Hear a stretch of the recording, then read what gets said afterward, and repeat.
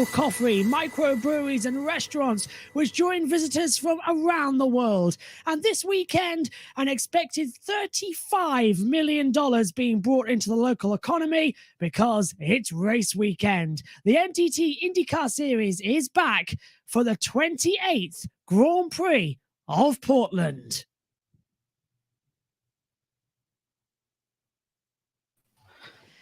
Hello, everybody. Welcome to the Grand Prix of Portland. I'm Joshua Burge. Joining me for the pre-show here today is Ben Schneider as well, and Kobe Lambert from the podium finish as well, and trackside for us as well at Portland International Raceway is, of course, the one and only Joe Samaniego. Hello, Joe. We can hear the cars in the background as they pass you as well.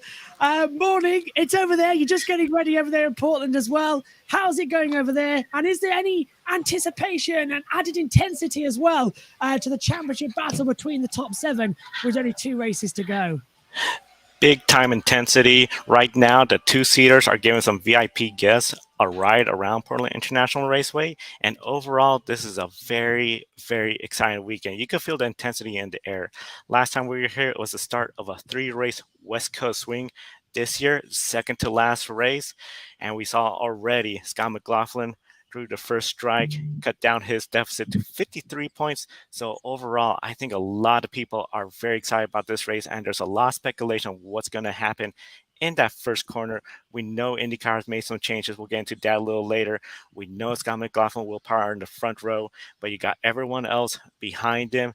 The matter is what's going to happen when they all enter that first corner. We all know as the festival corners renamed to the Shelton Chicane. It's going to be really interesting to see how this all shapes up, because everyone here in Portland, the fans have been lining up early. We got beautiful weather, and I think we're going to be in for a treat of a race. Absolutely. The Shunton chicane got refused. They didn't accept my bid. Anyway, Will Power has a 3-point lead over Joseph Newgarden, 14 over Dixon, 17 over that also of Marcus Ericsson as well. These 4 drivers cannot afford to have a pointless race. They've got to prove themselves here today. They all have to go for the win and have to beat as well the easiest route to the championship. Power, on the other hand, is looking out stronger. McLaughlin on pole as well. But as I said, pole position for Scott McLaughlin yesterday as well.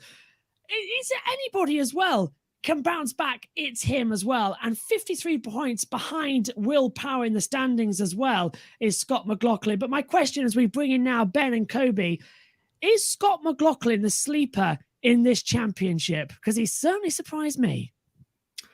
I think he is. Obviously, he's still mathematically eligible. He's going to need a little bit of help, ironically enough, from his Penske teammates having a little bit of misfortune, I think, in order to overtake them for the championship. And, of course, he can't even do that just today because there are no pointless positions in IndyCar. Even if you have a bad day, you will still pick up a handful of points, like 10 or 12, if you end up at the back of the field. So I think Scott McLaughlin is still very much in the championship fight, but he needs to go out and basically win each of the next 2 races here as we close the season out. It's amazing to me how quickly he's become a championship contender, coming from a background in something that is completely different to the IndyCar series, but he has absolutely stepped up his game in year 2 here, and he is, worthy teammate to his veteran teammates, Will Power and Joseph Newgarden, who of course are back fighting for another championship to put on each of their resumes as well. So it's a great championship battle. Of course, we have kind of 4 protagonists and then 3, maybe you call them long shots a little bit further back. But don't count any of them out. The IndyCar series is absolutely crazy, and we could see any one of them hoisting the championship trophy at the end of the season. Yes, it's been truly amazing to see how quickly Scott McLaughlin's transition from the Repco Supercars Championship to the NTT INDYCAR Series. And if you go to GRIDranking.com, you can see an article I wrote earlier in the week with Scott McLaughlin talking about that based on some comments he made at the private test last week at Portland International Raceway. And he feels like he's truly ahead right now in terms of his development as an IndyCar driver. And Roger Penske wouldn't have brought him over to the United States from Australia if he didn't think that Scott McLaughlin had what it takes to go out there and become a top contender in the NTT INDYCAR Series. And this is a guy I think who will probably become an NTT INDYCAR Series champion at some point in his career. Right now, based on the deficit that he has to his teammate Will Power in the championship, I think it might be a little difficult for McLaughlin to become champion this year. But hey, anything is possible. The best thing that he can do is doing what he's doing right now. Win the pole, he needs to go out there, win the race, get max points, and he needs to do the exact same thing next weekend at WeatherTech Raceway Laguna Seca. But I think he's also going to have to need some misfortune from his Penske teammates and the Ganassi drivers who are still in the thick of the championship. So I think that Scott McLaughlin needs a lot of things to go his way, but it's certainly not over until it's over. Yeah, and Alex Palou is starting 5th in today's race as well. He's the last driver who mathematically could come away with the points lead here today as well. He did win here last year, however, as well, coming into it. And today he starts 4th because of Newgarden's grid penalty. And A Day in the Life also asking why Newgarden got a penalty as well. And I'll throw it out to my panelists before I'll ask you another question about Alex Palou. So who wants to take the question from A Day in the Life? Oh, I'll take that one. Oh, after the last race at Gateway, the Team Penske had to make an engine change for Joseph Newgarden. So, under the rule book, that goes as an unapproved engine change. So, on the road and street courses, that's a 6th place grid penalty. And also, Dalton Kellett got the exact same penalty, but Kellett qualified last, so there's no effect on his starting position. So that's why Newgarden is going to be dropping down from 2nd to 8th. Yeah, and because of that, that's Alex Palou moving up into 4th position. But more crucially, guys, Alex Palou, last year's champion, he's still winless this season. Can he win here in Portland, or is it just too much outside of the realms of possibility for him to actually do that this year? Well, what? So he's starting 4th today with Newgarden's penalty? I mean, absolutely. He's starting up close enough to the front where he could overtake a few cars and win today's race. It's kind of surprising. It's not kind of surprising. It's very surprising, I guess you could say, that the defending champion driving for a team like Ganassi is still looking for his first win in 2022. And of course, you've got all the off the racetrack distractions as well, with the battle between Ganassi and McLaren, who both are claiming his rights for his driving services next year. So, I've got to give Alex Palou a lot of credit. I've said on this program many times since this all started going down, but I think it's going to be a major distraction. I don't see any way Alex Palou can stay in a championship fight. And I thought Ganassi would prioritize Scott Dixon and Marcus Ericsson. Maybe they have, but if they have, it hasn't been noticeable because Palou has been right there. He's, hasn't won a race, obviously, but he's still very much in the thick of the championship. You're going to need a little bit more help than, some of the others running towards the front, but I think he could certainly win the race today. And if he does, that only further improves his championship position. So all credit to Alex Palou. He has taken something that I think for almost any other human being would be a massive distraction. And if it has been a distraction, he certainly hasn't shown it. He has looked pretty much the same since he started the season, despite everything that's going on off the track. Yes, and Alex Palou's been the best Chip Ganassi racing car this weekend, and arguably it's been a struggle this weekend for the Ganassi camp. And I know we'll talk about Alex Palou's current dilemma a little later in the program, but based on what we've seen so far this weekend from Team Penske, I think it's going to be an uphill battle for Alex Palou to try to get this job done. I think there's going to need to be something happening to the Penskes in order for Palou to have a shot to win. But I think he can certainly do it. As for Scott Dixon, Marcus Ericsson, not the qualifying that they wanted. They were very disappointed to be starting 16th and 18th on the grid, while Palou is carrying the ship for Ganassi right now. And it's really surprising that we haven't seen the defending champion win an IndyCar race this year. And I'm sure he'll try to go back to back in the City of Roses. Yeah, and after winning here last year as well, Alex Palou did so by surviving a massive first lap chaos at the now Shelton chicane. It was formerly known, of course, as the Festival Corners, as you heard Joe talk about earlier on in the program. And since IndyCar returned to the circuit back in 2018, every single race here has had a crash at their first corner on the first lap as well. In 27 runnings of the IndyCar Grand Prix of Portland, we've had a first lap crash 8 times, and during testing as well, Will Power brought this up. Corner one's tough. I mean, we were talking to the series last year, can we do something about it? Can we maybe start on the back straight? Or because every year it's the same thing. So best thing you can do is qualify right at the front. You got less chance. And coming in on Kobe and Ben now as well, at what point does a series step in as well, like what Will suggests? Or is it just ultimately the driver's responsibility to just not crash into each other on the opening lap? Well, we actually got some news yesterday about this because IndyCar sent the teams and drivers a memo stating that the race start is going to look different. They're going to drop the green flag at the exit of turn 12 and hopes that the field will be a little more spread out. So when they're heading down into that treacherous turn 1, they're hoping that it's not going to be a lot of chaos and a massive pileup. And there's still an opportunity, that we could see an incident heading down into turn 1. I'm not sure if this is going to work for IndyCar, but at least they're listening to what the drivers are saying and trying to do their best to make sure that someone's championship isn't ultimately decided by a smash in turn 1. Yeah, I agree. I think that's pretty much what the series had to do, and I think it's something that the series should be doing, not just here in Portland, but on some other circuits as well. And I remember, there was a lot of debate, obviously, after the big accidents at Pocono. Should IndyCar even be racing there to begin with? Obviously, after Wickens' crash and then the crash that took out several contenders the following year in 2019. And one of the things that I said was you've got to space them out more on the starts because everybody's on top of each other. I'd actually rather us do it like a 3-wide Indianapolis style start at Pocono with 100 yards between each row than 2x2, but with all the cars right on top of each other going into turn 1 and then through turn 2, still so closely packed together where if one thing goes wrong, you take out half a dozen cars at bare minimum. I think what they're doing here at Portland to try to space the cars out a little bit is hopefully going to allow everybody to get through the first set of corners there, which are obviously, have proven to be very difficult to do on the initial race starts in particular in recent years. And then, of course, the ARCA Menard Series West just said forget it yesterday. They bypassed those corners on every start and restart because of all the trouble that they had earlier this year when I was out there with Joe earlier this year in June. So I think this is a great move by IndyCar, and hopefully it allows us to hopefully be able to have a better shot at getting through those corners without adjusting the track like the ARCA Series had to in order to reduce that risk as well. Our own Adam Lemery's asking here in the chat room, King Ganassi wins day at Portland. I think we already touched on this a little bit with Palou, but I think, the IndyCar Series is incredibly competitive. Some of their, obviously they have 3 really talented drivers racing for them. I wouldn't count any of them out to win today.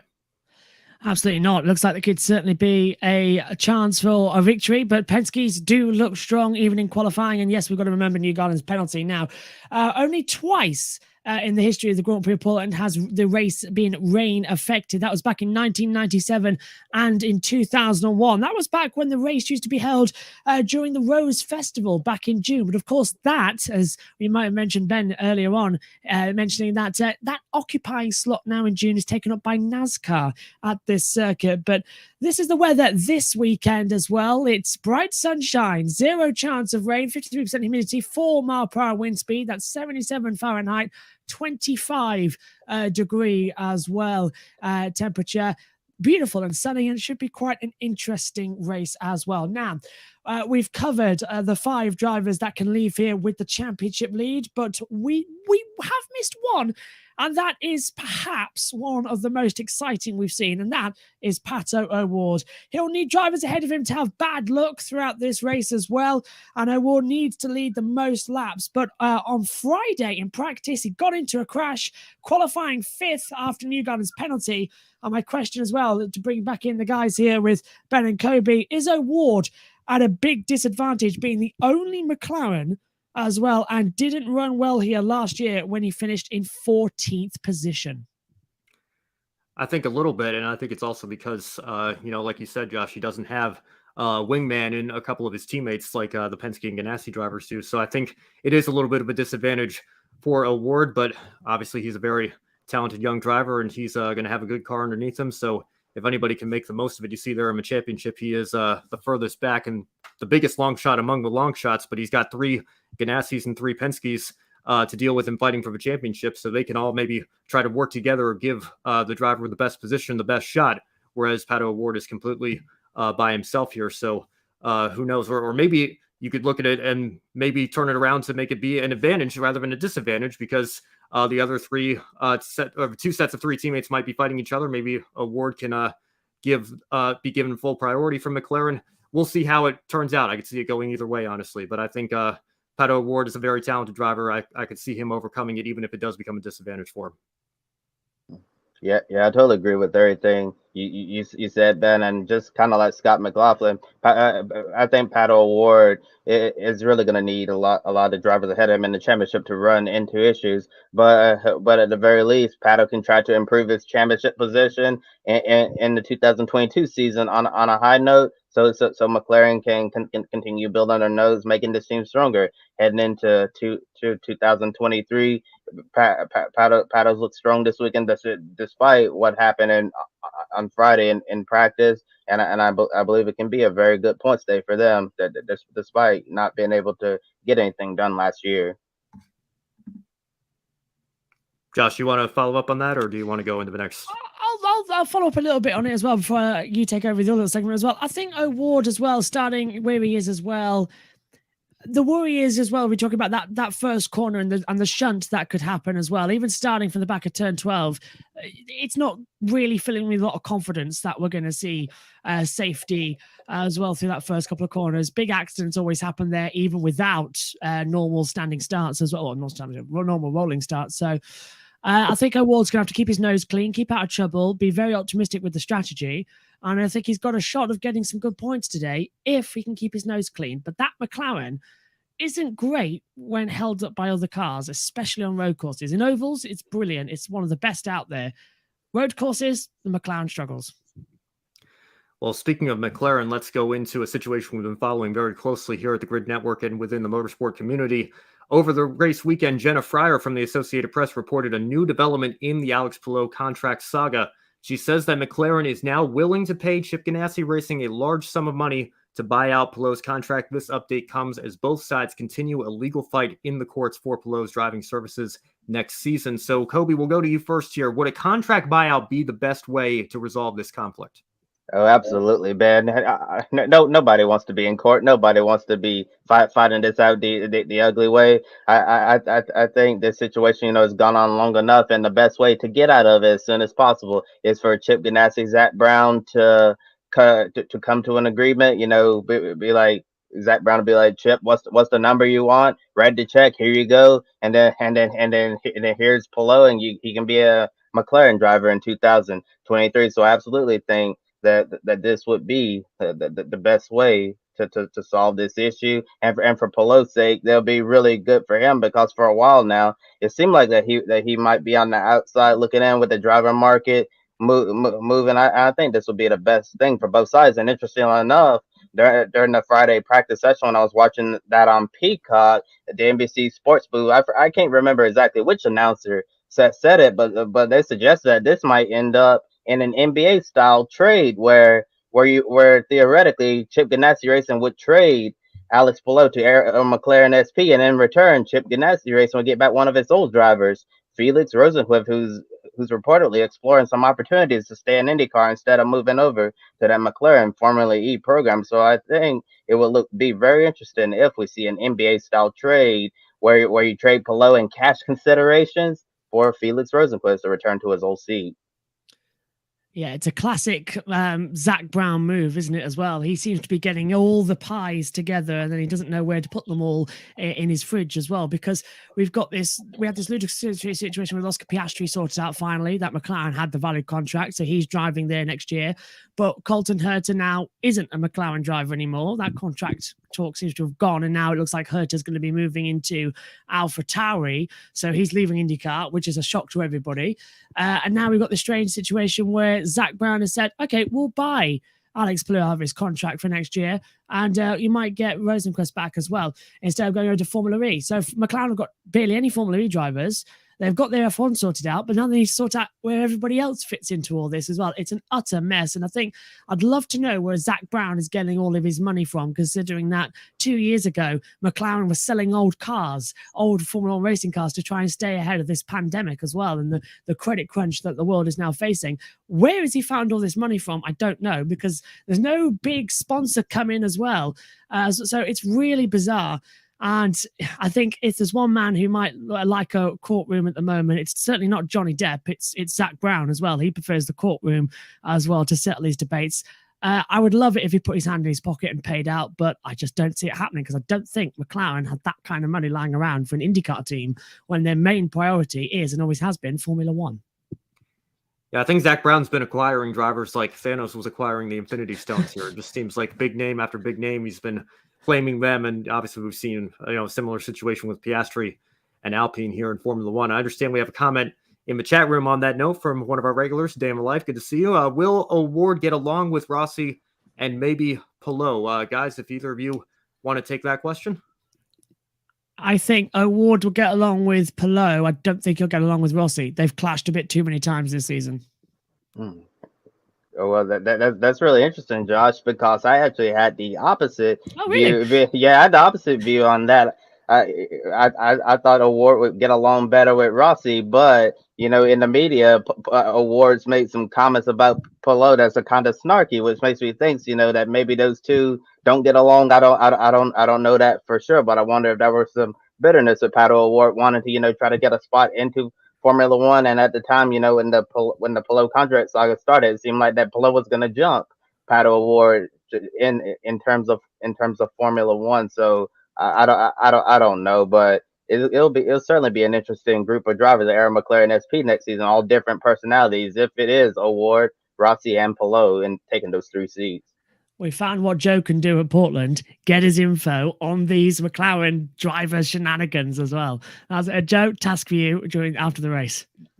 Well, and sometimes the dynamic is different once you're, in team meetings all the time and working together directly. Sometimes the relationship can change for better or for worse. And I think, there's a couple of F1 teammates that probably know that very, very well. So we'll see where that goes here. I think it's a little bit early to tell. We're going to have to get a couple races under our belts before we see how that dynamic truly works out. Now, sticking on the note about Alex Palou, or McLaren rather, with Pato O'Ward, he is in a must-win situation. Like we mentioned, he still has a shot of a championship mathematically in Laguna Seca should he win today in Portland. However, if Will Power finishes 8th or better in both races, there's nothing O'Ward can do to win the championship. Last year, of course, he was in the thick of a battle, ironically, with Alex Palou for the championship, and at Long Beach, he lost ground. His race was over after contact on the opening lap. So, Josh, we'll go to you first for this one. Would this season be considered a disappointment to come out shortly before the last race of the year for the championship? I think it would be. I think it would be considered a bit of a disappointment because he's already had that disappointment last year. We all remember exactly when Pato as well, the heartbreak it had at Long Beach as well, when the car just stopped on the track as well. As I think the only retirement from that race, if I remember correctly. I know Palou took the championship with the race win, but I can't remember any other caution in that race bar that for Pato.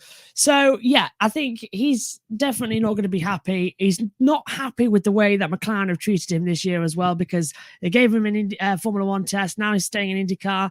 The car has been pretty much consistent as in what it is in Formula One, where it's consistent on one weekend and then utter slow the next as well. So I'm really hoping he tries to take as many positives as he can, but I think he's going to think this year was a bit of a waste of time, to be fair. Yeah, a lot of frustrating things happening with Pato O'Ward. I just talked about Pato hoping to put himself in the position to get a Formula One drive, but obviously McLaren held Oscar Piastri in higher regards than Pato to put him in that seat. I'm sure that's very frustrating because many young drivers want to go race in Formula One, and it seems like that Pato O'Ward is far away from that becoming a reality right now. But in regards to the IndyCar Championship, I think we really expected a little bit more out of Pato this year to try to be as strong as he was last year and being contention for the championship heading into the final round. If things don't go well today, he'll obviously be eliminated. I think that would be a disappointment. But like you were saying, Josh, there's certainly a lot of positives that Pato can take away from this year, and heading into 2023, he can try to build on that and try to be back in the thick of it next season. Of course, it's been 2 decades since the team other than Penske, Ganassi, or Andretti won an IndyCar or IRL, going back to that series championship. And it looks like unless Pato O'Ward can pull out a miracle here and make up a lot of ground in these last 2 races, that stretch might continue with a few Penskes and Ganassi still in the championship fight. O'Ward, that last prayer for a team other than the big 3 to win the title, could still get it done. But I think certainly at the bare minimum, he's going to want to extend his chances into the last race and not fall out of mathematical contention today. But it is still a long shot for him to win the championship this year. Yeah, definitely a long shot. And while everybody's talking about all the Penske cars this weekend, qualifying 1, 2, 3 with New Garden getting that 6 spot grid penalty, starting down in 8. Ray Hall, Letterman, Lanigan Racing's Christian Lundgaard is starting third in today's race. He made the Firestone Fast Six yesterday for the third consecutive time on the road of street courses. Lundgaard's really coming on in his last half of the year. This rookie is really starting to find his footing in IndyCar, and maybe he can spoil the Penske party up front. Another rookie really quick this weekend's David Malukas, still riding the momentum from his epic drive at Gateway. Malukas is going to be starting in the top 10 today. Starting with you, Ben. Could one of those rookies potentially finish on the podium at Portland? Well, they both already done it recently in this series of different tracks. Christian Lundgaard obviously at the IMS road course, and you can argue maybe he should have won the race given what they found in post-race inspection on Alexander Rossi's car. Of course, IndyCar doesn't take the win away like they do in the NASCAR world and on that side of things, but Lundgaard had a very strong run there, and then of course David Malukas with that epic run at Gateway not too long ago. So I think both of these drivers are incredible young talents, and obviously one of them is starting in a podium place already, so certainly he could finish there. And Malukas as well, I wouldn't put it past him either. Definitely going with Malukas, actually. I'm going to agree with both Adam and Josh as well, who were on the commentary yesterday in the watch-along as well for qualifying, that you can also view here on the Grid Network as well as we uploaded it. I think as well, Lundgaard's really impressing me. He made his debut here a year ago as well, and now he's back in as well and starting third on the grid, looking like he could take a win. I honestly think he could take the victory here today. Outside that, I think Malukas is looking good, but my money's on Lundgaard. As Adam says, Lundgaard is on the podium today. I'm definitely going with Adam. I'm going with Adam. Yeah, I certainly think there's a great chance for Christian Lundgaard to get on the podium, and if things go wrong for Penske, I think he could potentially still win. I think if you're Bobby Rahal, you have to be extremely excited about this young driver. Several weeks ago, Christian Lundgaard was able to re-sign with Rahal, Letterman, Lanigan for the foreseeable future. So they have a driver that they can build this program around, and heading into next year, if Lundgaard continues the form that he's shown in the second half of the IndyCar season, minus a few outlier finishes, I certainly think that this driver can take a big step next season in the IndyCar series and probably finish in the top 10 in points. But it's going to really depend on how far that Rahal, Letterman, Lanigan racing program gets. But I certainly think a podium finish is possible for Lundgaard today, and maybe an outside shot at the race win. In terms of Malukas, I think Malukas can have another great run at Portland, but I think he's gonna need a little bit of help, like with timing of cautions, others running into issues. But I certainly think that both rookies can have a great day at PIR. And Josh, you've already touched on our next topic a little bit. We're going to go into a little bit more detail after the Dutch Grand Prix. Got some really surprising news about a driver who's been in a news cycle, who is Colton Herta. He had an eventful start to qualifying yesterday, hitting the Armco barrier, entering turn 1 with the right side and damaging the toe link. Andretti repaired the car for him in time to set another lap and get into the Fast 12, where he ended up qualifying 7th. Herta's name reemerged in the Formula One silly season discussion. Well, with chances of a McLaren drive, obviously gone, and the possibility of Andretti being granted a spot in the F1 grid, not looking good at the moment. There's been rumblings that Red Bull might be interested in Herta joining AlphaTauri if Gasly leaves for Alpine, but Herta currently doesn't have enough points to obtain an FIA super license, become eligible to race in Formula One. This ignited a debate about making special exceptions to the rules, so Herta could be ready to race in Formula One as soon as next year. However, Herta's in no mood to talk about Formula One this weekend at Portland. He said he's focused on finishing the last 2 IndyCar races strong and contending for wins because he's an IndyCar driver. And following the Dutch Grand Prix, which ended a short while ago, Red Bull's Helmut Marko told Racer.com's Chris Metlin that there's already a deal in place for Colton Herta to make the jump to Formula One at AlphaTauri if he's granted a super license, and there should be a final decision by the Italian Grand Prix at Monza. Marko also suggested to Metlin that, along with the potential super license, it all depends on an agreement to release Pierre Gasly from his contract at AlphaTauri to allow him to move to Alpine. Jennifer from the Associated Press spoke to McLaren CEO Zach Brown, who said based on Herta's work in the McLaren simulator and the F1 test at Portimao, he thinks the young American deserves a spot on the F1 grid, and he'd be all right with him receiving this special clearance to get a super license to be eligible to race in F1. And Josh, should there be a special exception to get Herta the super license, and could all this noise throw him off his game these last 2 IndyCar races? Well, considering IndyCar is sort of should be considered level with Formula One, I don't see why the super license points should be in, especially as Formula One seems to be a feeder series into IndyCar as well for all their drivers anyway. So the super license points came in to stop 17-year-olds driving in Formula One, akin to Max Verstappen, who came in at the age of 17. Everyone kicked up a fuss. So now it says, okay, you've got to be 18 and over and get all these super license points and championships to prove you're ready enough for Formula One. Colton Herta, you're seeing his stats there. Look, he's a 7-time winner in IndyCar. He's had 11 podiums. He's had 9 pole positions. He is very much capable driver. And I think he's ready for Formula One. I think he should be in Formula One. And you mentioned as well this whole thing. We'll get into it tomorrow in the wrap-up show as well, where we get to the F1 segment, because of especially what Yuki Tsunoda did today, stopping on the track twice, trying to cause a safety car. I think that was a key thing as well. It stank a little bit to me, to be fair, of another trying to cause a safety car, a bit of Crashgate situation in there as well. And the FIA are investigating all aspects of that Tsunoda incident as well. So we could be in long into the night to bring you updates on that as well. But I think that was very much what Tsunoda did today. It was about the contracts as well, because there's now a lot of drivers swimming around the AlphaTauri seats. If Gasly stays at AlphaTauri, it'll be Colton Herta alongside him in 2023. If Gasly goes to Alpine, Herta will still be with the team, but the second seat opens up. Now, is that Yuki Tsunoda or is that Mick Schumacher? We already know that Helmut Marko said that Schumacher is not one of us, but he said the same thing about Sergio Perez. And he also assured us that Alexander Albon would be racing with the team in 2021. Over the winter break, in comes Sergio Perez as well after his win in Shakir. So do not take anything Helmut Marko has to say with any truth at all. My prediction is that it will be Herta and Schumacher at AlphaTauri next year, even though Tsunoda may have stopped on the track today to get a safety car so that Max had a pit stop to not defend from Hamilton, but defend from Leclerc, who was coming up quicker. I think that's still not going to help him out there as well.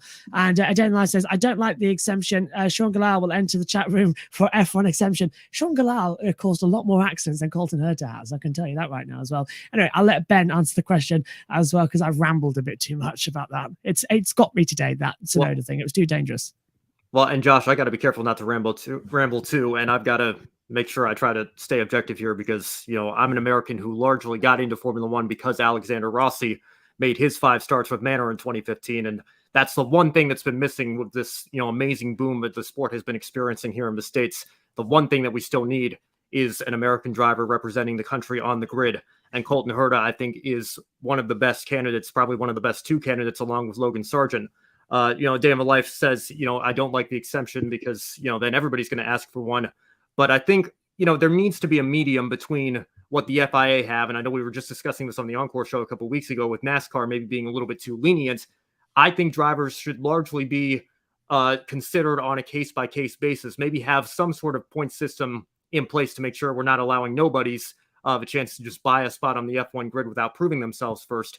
But it's an absolute crime how few super license points IndyCar drivers are given relative to Formula 2 drivers. Now, I don't want to take anything away from Formula 2 or from Logan Sargent. It's one step below F1. It's the proving grounds. The champion, I believe, should, in a perfect world, have a spot on the F1 grid waiting for them, the next season. And we'll see what happens here with who seems to be the champion-elect.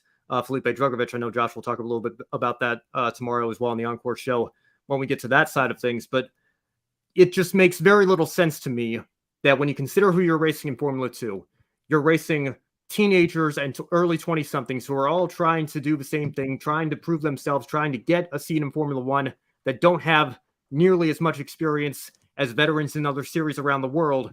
And they're getting more super license points than an IndyCar driver is who has to race against the likes of Scott Dixon and Will Power and Joseph Newgarden and other Indy 500 champions and other IndyCar Series veterans and other IndyCar Series champions. I would make the case it's actually more impressive to finish 5th or even 7th or 8th in the IndyCar Series in the final point standings there than it is to finish 3rd in the final point standings in Formula 2. And again, that's not a knock on Logan Sargent. Logan Sargent is on the path that he's on. I think Logan Sargent, in a perfect world, would be a suitable candidate for the Williams seat next year, but there is that pesky thing called funding and sponsorship, and I think Latifi brings a lot more of that than Sargent does. But in the case of Colton Herta, I think it's an absolute crime that he doesn't have more super license points than he has based on where he's been ranked in the IndyCar points at the end of the last few seasons. I think the FIA need to totally revamp the system. IndyCar drivers all across the board should be given more points relative to where they finish in the standings, and they should make an exception for Colton Herta to be on the grid next year if a seat is offered to him in order to reflect those changes and in kind of a backtracking way, so to speak, because Herta, if the FIA do go ahead and revamp the point system, would have been given enough points to be granted a super license. But I think that's ultimately what it comes down to here. You know, the FIA, when you're talking about Formula One, I think they're a little bit too strict. You can make the case NASCAR's too lenient, but at the end of the day, I think everybody should be really, you know, when it comes down to it, evaluated on a case-by-case basis. And in the case of Colton Herta, I think it's indisputable. He has the talent, he has the drive, and the level necessary to compete in Formula One. I see we have a comment here from Charlie Hill, ex-F1 drivers too. You know, I guess, or maybe you're talking about Roberto Meri, I guess, in Formula 2. I think we might need a little bit more context on that question as well. Maybe Schumacher as well when he came back. Yeah, that's true as well. But I think you're talking about Michael, Josh, sir? Yeah. Clearly. I'm world champion. I would think, you know, there's not really much of a debate there. I think he would be eligible. I see you putting in our chat here, Josh. You have a tweet. Is there some breaking news on that? Well, not breaking news, but Will Buxton must be watching our program because he's put a tweet out as well. So this is Will Buxton's take on things as well, because it's actually lined up perfectly what we're talking about. He says, worth remembering, special exemptions have been granted before for super licenses. There is precedent. The easiest solution, would be for the FIA to let Herta's Indy Light season count for full points and AlphaTauri run him at Abu Dhabi this year. And the precedence he's given is Yamamoto was given special exception for the Suzuka practice run back in 2019 as well. So Yamamoto, who was racing in Super Formula at the time, didn't have enough super license points. FIA gave him a waiver and he was allowed to compete in the practice. Now, it's been done before, and I hope as well they know that, because Colton Herta should definitely be in Formula One. I would say let the guy run FP1 at Abu Dhabi, and if he looks as good as he did in the McLaren not too long ago, I don't think there's any argument that you can justify keeping him out of his seat if AlphaTauri wants to offer him a drive. I think he's proven himself. The only thing that he doesn't have is enough boxes ticked off of his resume for a super license. That's probably too difficult to get in the IndyCar series in the first place. Absolutely. Now, moving on, Kobe, did you want to say anything before we move on? Yeah, Josh. I just pulled up the formula for the super license, and I think at the very least you need to have the IndyCar series receive the same amount of points counted towards super license as FIA Formula 2. I think actually IndyCar should be rated above Formula 2, but I don't expect that they want to do that, obviously, because F2 is right under F1, so I don't think they're going to do that. But I think at the very least that IndyCar should be on the exact same level to receive the same amount of points, because that's exactly what type of championship IndyCar is. It's one of the premier racing championships around the world, and I think the whole super license point scoring system needs a complete revamp, because I'm looking at the different championships all around the world. Formula E is rated below Formula E is rated below Formula 3, and then the World Endurance Championship Hypercar class is right a step below Formula E. But then you get down to the IMSA prototypes, and it's on the same level as Formula Regional Asian Championship, Formula Regional Americas Championship. And when you consider next year in IMSA, they're going to be running as that same platform as the World Endurance Championship. IMSA's rated lower. That doesn't make any sense to me. So there's a whole bunch of things that are wrong with this super license point system. Ben, you want to jump in? Yes, I saw something that Josh, you can fact check me here if I'm wrong here, but I believe if Chase Elliott wins the NASCAR Cup Series Championship this year, I believe he has 37 super license points going back to first place and fourth place the last 2 years in the Cup Series. So Chase Elliott could have more super license points driving in NASCAR than Colton Herta would have driving in IndyCar. Now, again, no disrespect to Chase Elliott, but a predominantly oval series where nobody driving in NASCAR is there as a stepping stone for Formula One. And you're telling me Chase Elliott could be closer to Formula One than Colton Herta based on this system that we have in place? I mean, if that doesn't tell you that the system is broken, and not to mention the fact that NASCAR's championship comes down to a final race playoff where you can have a dominant season and not be first in points or fourth, or whatever the case may be. It's a lot more random and rigged for entertainment on that side of things. Chase Elliott's closer than Colton Herta. I have a very big problem with that. I think we all do, and your math is correct, so don't worry about that as well. And I think, as Joe said in our own chat here as well, that the media centre is buzzing with Herta, and loads of people are expressing their different opinions as well. This is a breaking news story as well that I'm sure we'll cover in the watch along in a couple of hours' time, and of course, probably more news in the wrap-up show tomorrow as well. You can join us for that to get all the other breaking news from Portland as well. And hopefully, Joe might be back home by then and having a nice rest after a very well done weekend. And speaking of back to IndyCar this weekend, it's 25 years since the 1997 Grand Prix of Portland as well, and the fans in attendance and watching on TV around the world saw a very eventful 1997 race as well, in which Gio Ferran, Mark Blundell and Raul Bossel as well all provided a finish which left everybody in suspense as well. Now, coming off of the final corner as well, Gio Ferran on Goodyear rain tyres he had back then as well, thought he had won. You can see his fist in the air celebrating there, just on the left and right of that side of your picture, left of the track, right for us as well.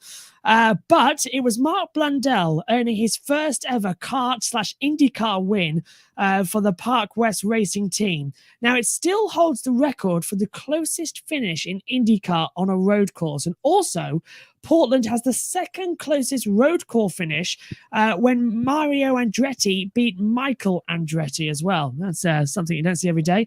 And then again, father knows best over the bot there as well. So Ben and Kobe, we started the day with a photo finish in MotoGP, their closest ever at 0.036 seconds. Didn't have to look at that. It's not even in the script as well. And Pepe Bagnaia winning 4 races in a row. Do you anticipate that today's Portland race could produce yet another twist in this amazing championship as well, and just close down the battles we've been seeing this year? Well, I should have picked Pecco for pick a winner then, I guess, and gone along with the rest of the crew there. But yes, I think Portland, it's been home to very exciting races in the past. I don't think today's is going to be any different, especially when you consider the championship battle that we're seeing right now and how many championship contenders are starting towards the front of the grid. I think we're going to get a fantastic race today. And I think the championship battle is absolutely, as we see the point standings back here on the screen again, I think it might even come a little bit closer. We'll see if some of these dark horses like Palou, McLaughlin, and O'Ward can close that gap. Maybe we could have 4 or 5 or 6, maybe even all 7 of them still eligible for the championship when it comes down to the final race. Oh yeah, certainly, Ben.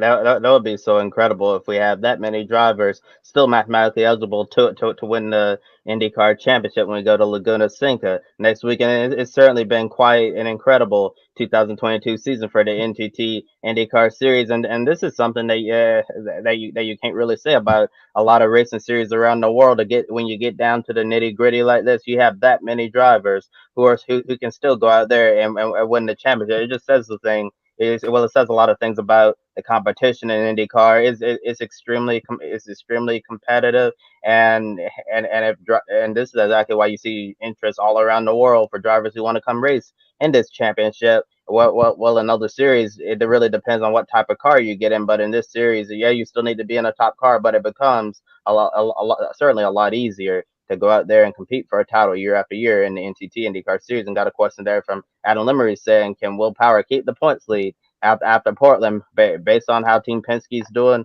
this weekend with all the speed that they have shown in qualifying, and if that translates over to the race, I think there's certainly a good chance that Will Power can keep the points lead after Portland going into that final round at Laguna Seca. But it's certainly going to be an interesting race to see how everything shapes up. Indeed, as well. As we come back in as well, getting ready as well. It's time for the pick a winner, and I'll hand over to Ben shortly as well. But the anticipation is boiling here as well at Portland as well. I can't wait to hear what Joe's going to have to say to us throughout the race. Just a little heads up as well, you can catch all of the action. We'll be recording the watch long that's on the YouTube channel as well, and we uploaded here straight after the race. Joe is trackside. He'll be providing us with all the information and inserts throughout the race as well. And I can't wait for, I don't know if you two are joining me in the box or not. I hope you are as well at some point through join today. But it's been a lot of fun talking with you here, and it's time for the favorite game. Over to you, Ben. Yes, and of course, I jumped the gun for you, Josh, on yesterday's show. But today, we have a special pre-race show for the IndyCar Series, so we're doing our pick of winners now. And I see we've got an interesting, different sort of graphic there on the pick a winner. But I guess I'll hand it over to Kobe to start off. Who do you have taking victory in today's Grand Prix of Portland? Well, considering the fact that Penske's looked absolutely dominant this weekend, I'm going to go with a Penske driver. I think the pole sitter's going to get it done. Scott McLaughlin has been very impressive this weekend at Portland. I think the good momentum is going to continue, and McLaughlin's going to make things very interesting next weekend at Laguna Seca. I know I said yesterday as well it could be Newgarden, but he's got that penalty now as well. So I reckon today's winner will be Christian Lundgaard. I'm going not for a podium. I think he'll go for the whole thing and take a race win, because the speed I saw yesterday in qualifying as well was unbelievable. And the Penskes, they've been mighty, but blimey, they had some real bad decisions this year at crucial stages of the racing as well. So I don't think Powell will hold on. He'll certainly come away with the championship lead, but I'm going for Christian Lundgaard to get a surprise win. And I think that'll delight everybody as well. As Adam says, Will Power takes win number 2 in Portland. So that's Adam's pick a winner as well. It's going to be fun, isn't it? As I'm looking, I'm on 16 points. Josh is on 9 and Megan's on 5. So that's going to be entertaining as well. But I'm still comfortably ahead of my colleagues as well on the YouTube channel. So I'll take that. And Joe has just alerted me that his pick is Will Power as well. As you can see, he's close to closing the gap to Kobe. Now we've got the correct graphic up there with the updated point standings. I guess I'm just going to stick along with my theme here, and I'm actually going to go with a day in my life and say Scott McLaughlin. I've been picking pole winners all weekend long. It's worked out for me on one series so far, not so much in the other, and then we'll see what happens in NASCAR later tonight as well. But why not just stick with the theme, keep going, and say Scott McLaughlin wins and closes that championship gap up a little bit today in Portland. Yeah, and coming up at the top of the hour on Peacock, you'll be able to watch the Indy Lights Grand Prix of Portland race. So we need to get going. I'll be writing the race recap for that, and Joe's at the track providing on-site coverage. So please be sure to like and subscribe to Grid Network here on YouTube. You can follow us on all across social media on Twitter, Facebook, Instagram, and TikTok. We encourage you to take 5 minutes after our show and consider joining our Patreon, invest in Grid Network to keep us on the air well into the future. Our Patreon supporters, Colin, Mark, Deshelle, Rob, and your support has been so incredible, and we really feel it a lot more on weekends like this when we're at the track at PIR, and click the link to buy me a coffee in the video description below, and you can buy a drink for your favorite on our talent here at Grid Network. Big thank you to Edward Hunter from Formula Zone, Amber and Zachary for buying us one. We greatly appreciate it. Any amount will help us continue growing our motorsports media outlet. Visit public.com, also known as the stock market social media home. The link and referral code GRIDnet gives you $5 to invest immediately. Public.com allows you to connect with your friends. You can make new friends and use tools to learn how to properly invest in the stock market.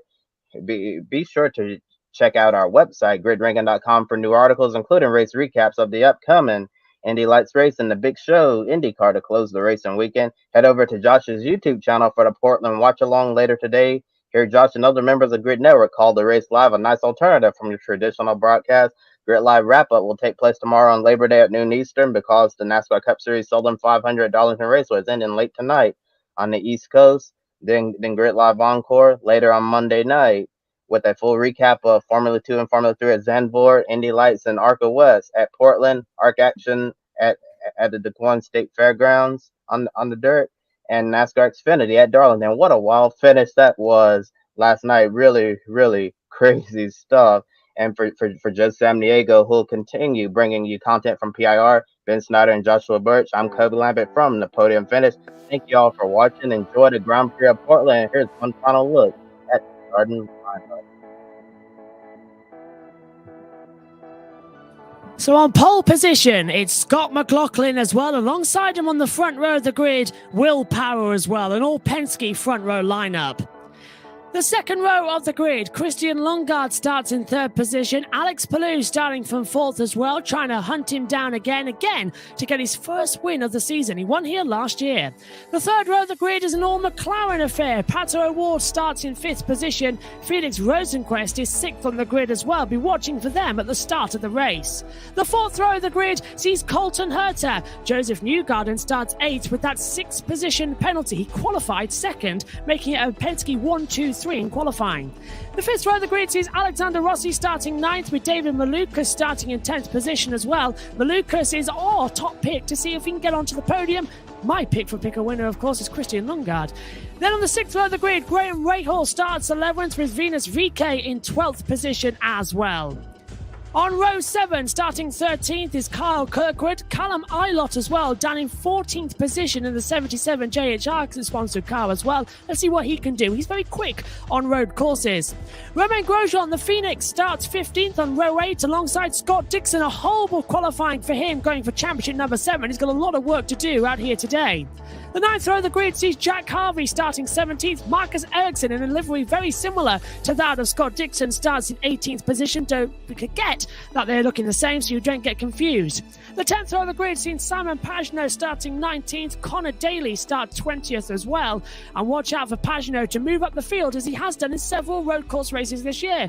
Looking quick as well in practice was Helio Cash-Neves. He starts 21st after a back qualifying on row 11. He's alongside Takuma Sato.